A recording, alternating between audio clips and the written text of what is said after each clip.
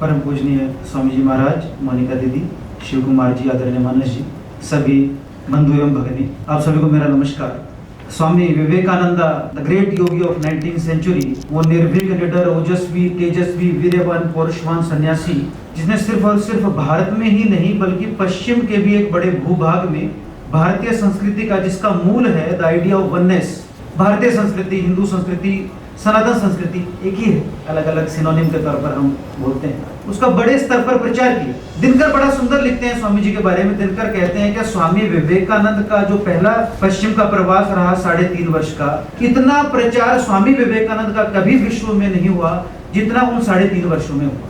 भगनी निवेदिता स्वामी विवेकानंद के बारे में कहती है कि the thought of India to Swami Vivekanand was like the air he breath. Swami Vivekanand के लिए भारत का विचार करना ऐसा था क्या जैसे श्वास लेना। स्वामी विवेकानंद की एक और शिष्या रही सिस्टर क्रिस्टीन कहती है, अपने बारे में बताती है कि जब वो स्वामी विवेकानंद से पहली बार मिली ऐसे एक सेशन में, तो कहती है our love for India came to birth. आर अपने बारे में बताती है, हमारा भारत के प्रति स्नेह, our love for India came to birth when we first heard Swami Vivekananda saying the word India. 5 words, I-N-D-I-A, so much love, so much passion for him. और वो सुनते में ही हमें भारत से स्नेह हो गया। स्वामी विवेकानंद जब पूरे भारत का भ्रमण कर कन्याकुमारी में पहुंचे, अपने लगभग 4 से 5 वर्ष के पूरे भारत के प्रवास के बाद, और फिर 25, 26, 27 दिसंबर 1892 को स्वामी जी उस शिला पर ध्यान करते हैं और बाद में अपने गुरु भाई को लिखते हैं, रामकृष्ण नंद को, that while sitting on the last rock of India, I hit upon a plan।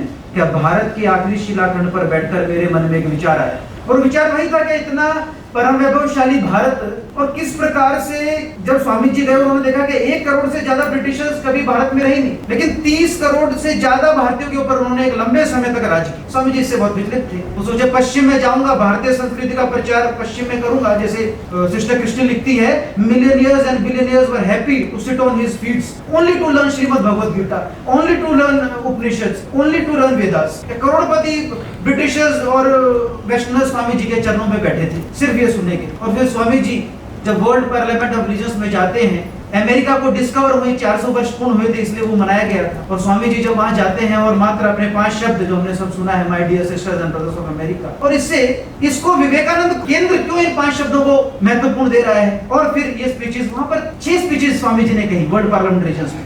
पहली द वेलकम एड्रेस, दूसरी व्हाई वी डिसएग्री, तीसरी द पेपर ऑन हिंदुइज्म, चौथी Buddhism the fulfilment of Hinduism, पांचवी religion not the crying need of India, और छठा concluding remarks. और मुख्य भाषण में जो स्वामी जी कहते हैं that we not only believe in universal tolerance but universal acceptance, we accept all religious history. पश्चिम के लिए एकदम से ये ऐसा था कि ये क्या कह दिया, क्योंकि हर पंथ वहां पर जो खड़ा था वो ये कह रहा था कि हम श्रेष्ठ हैं, हम श्रेष्ठ हैं। और वो वर्ल्ड पार्लियामेंट ऑफ रिलीजन्स में अगर मैं स्वामी जी के शब्दों में बताऊं तो स्वामी जी कहते हैं कि काफिरों का मेला लगाया गया था और क्रिश्चियनिटी को विश्व का सबसे बड़े पंथ के तौर पर वहां पर स्थापित करने की कोशिश हो रही है। Swami Vivekananda became a celebrity the next day। मानस जी हमें बताते हैं क्या, न्यूज़पेपर्स में आता है, Hindu monk with bright eyes, rambling voice, masculine body and perfect English. तो पश्चिम कह रहा था स्वामी विवेकानंद के लिए क्या परफेक्ट इंग्लिश, क्योंकि स्वामी विवेकानंद को अपना कार्य बहुत स्पष्ट था।